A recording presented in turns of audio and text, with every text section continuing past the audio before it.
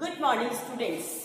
कल आप लोगों को मैंने कल और परसों के 2 लेक्चर्स में मैंने आप लोगों को प्रैक्टिकल के बारे में कुछ बताया था और आप लोगों ने फॉलो करते हुए प्रैक्टिकल का इंटरेस्टिंग वर्क थोड़ा थोड़ा स्टार्ट कर दिया। आप लोगों का टेस्ट आप लोगों का एक हो चुका है और आप लोगों को थोड़ा थोड़ा अंदाजा भी लग गया है कि अब आगे टेस्ट किस तरीके से होंगे।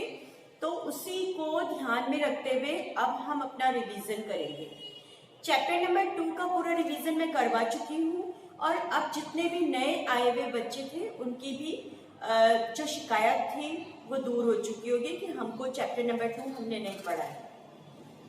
आज मैं चैप्टर नंबर 1 का रिवीजन करवा रही हूँ क्योंकि कुछ बच्चों ने चैप्टर नंबर 1 मुझे लग रहा था कि सारे बच्चों ने पढ़ लिया होगा क्योंकि मैंने सबसे पहले ही चैप्टर नंबर 2 पढ़ाया था, उसके बाद चैप्टर नंबर 1 पढ़ाया था। लेकिन ठीक है, चलो इसका भी मैं रिवीजन करवा देती हूँ, कोई दिक्कत नहीं है। लेकिन आप अब जो टेस्ट देंगे उसके हिसाब से ही इसको आप देखिए। चैप्टर नंबर 1 है प्री हिस्टोरिकल पीरियड से रिलेटेड हिल जो वैलीज वगैरह पे, हिल्स पे, इन सब पे जो पिक्चर बनाए जाते थे उनसे रिलेटेड है। अब प्री हिस्टोरिकल पीरियड होता क्या है? हिस्ट्री कब से चालू हुई? जब से राजाओं ने राज किया, यानी किंग्स के किंगडम्स थे, तब से हिस्ट्री स्टार्ट हुई। लेकिन उससे पहले का जो पीरियड है that is called pre historical period, यानी कि प्रागैतिहासिक कालीन मानव उस समय पे विचरण करता था। प्रागैतिहासिक कालीन मानव जो था, प्री हिस्टोरिकल मैन जो था, अर्ली मैन भी कहलाता था और वो जंगलों में ऐसे ही घूमता फिरता रहता था जंगली जानवरों की तरीके से। और उसको ना तो उस टाइम पे कोई सभ्यता थी, ना वो कोई क्लॉथ वियर करता था, ना कोई वो प्रॉपर तरीके से फूड खाता था, ना कोई पॉलिटिकल इश्यूज होते थे, ना कुछ और ऐसे क्रिएशंस होते थे। बस वो उसके पास में 2 ही काम होते थे, एक तो जानवरों के पीछे भाग भाग कर और अपने उदर की पूर्ति यानी कि अपना फूड का अरेंजमेंट करना, और दूसरा काम ये था कि सर्दी गर्मी बारिश इन सब से और जंगली जानवरों से अपनी सुरक्षा करना। बस यही 2 काम होते थे। तो इन दोनों के कामों के कारण पूरा का पूरा दिन उसका बीत जाता था क्योंकि उसको सही टेक्निक्स मालूम नहीं थी, या फिर उसके पास में इतना ज्यादा खूंखार एरिया था, मतलब जंगली जानवर इतने ज्यादा हॉरेबल होते थे कि उनसे बचना बहुत मुश्किल होता था या उनके साथ लाइफ को बिताना बहुत ही मुश्किल होता था। तो उस टाइम पीरियड पे उनके पास में बोलने के लिए, आपस में कन्वर्सेशन करने के लिए कोई लैंग्वेज नहीं होती थी और वो एक दूसरे को अपने मन के विचारों का आदान प्रदान नहीं कर पाते थे, यानी बता नहीं पाते थे मन की बात को।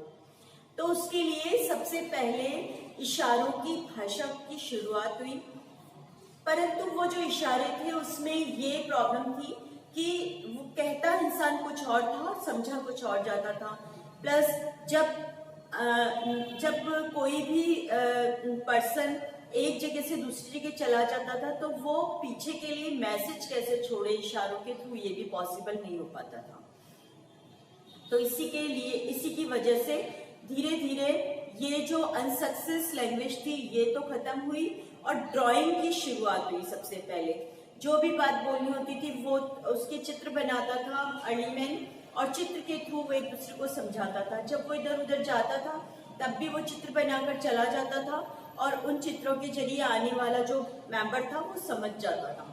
वो चित्र परमानेंट नहीं होते थे, परमानेंट तो बहुत ही कम बनाए जाते थे, सब टेम्परेरीली बनाए जाते थे और उनको मिटा दिया जाता था जब उनकी रिक्वायरमेंट नहीं होती थी तब।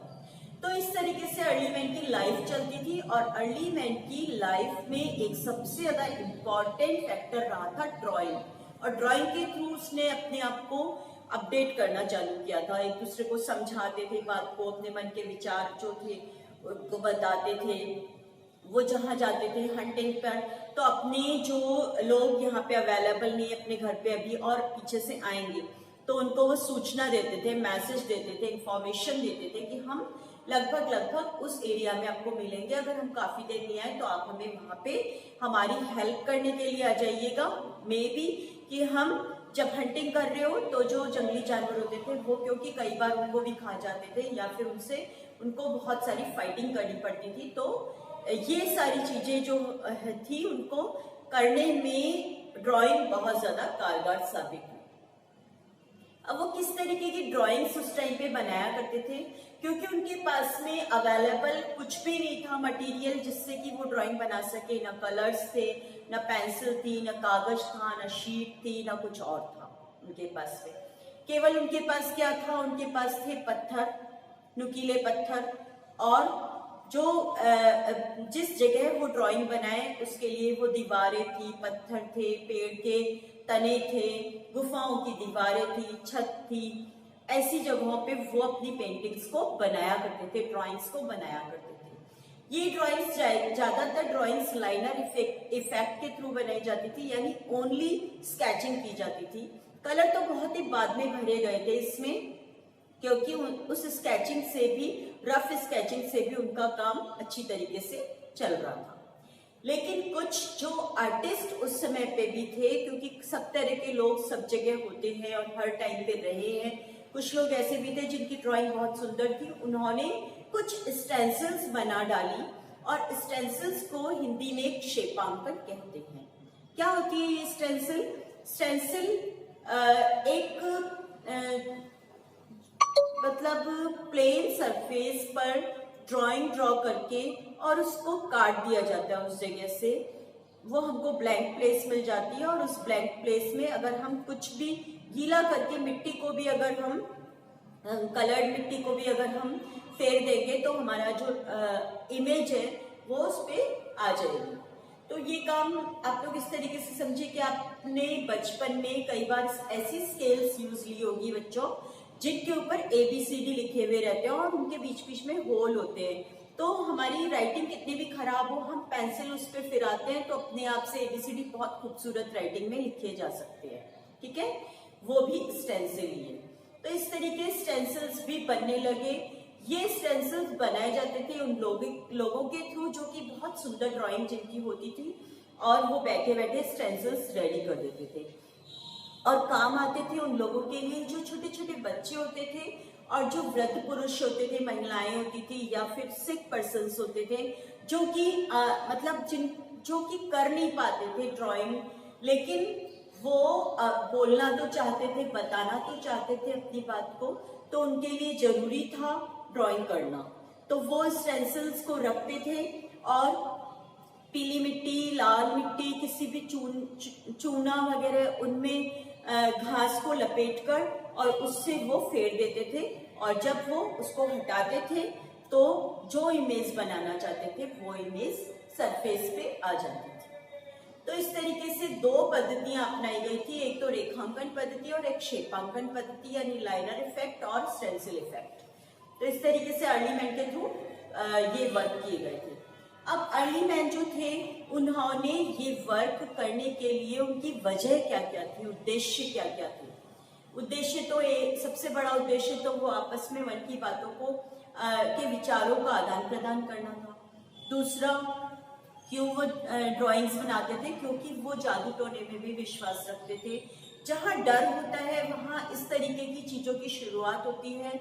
और अर्ली मैन जो था वो वेदर से भी डरता था, क्योंकि अगर तेज बारिश आ गई तो भी उसको वो देवी देवताओं का प्रकोप मानता था, तेज गर्मी हो गई तो उसको भी वो देवी देवताओं का प्रकोप मानता था, या फिर तूफान आ गया, तेज कुछ भी तेज सर्दी पड़ी, यानी कि वेदर इफेक्ट को भी वो देवी देवताओं का प्रकोप मानता था।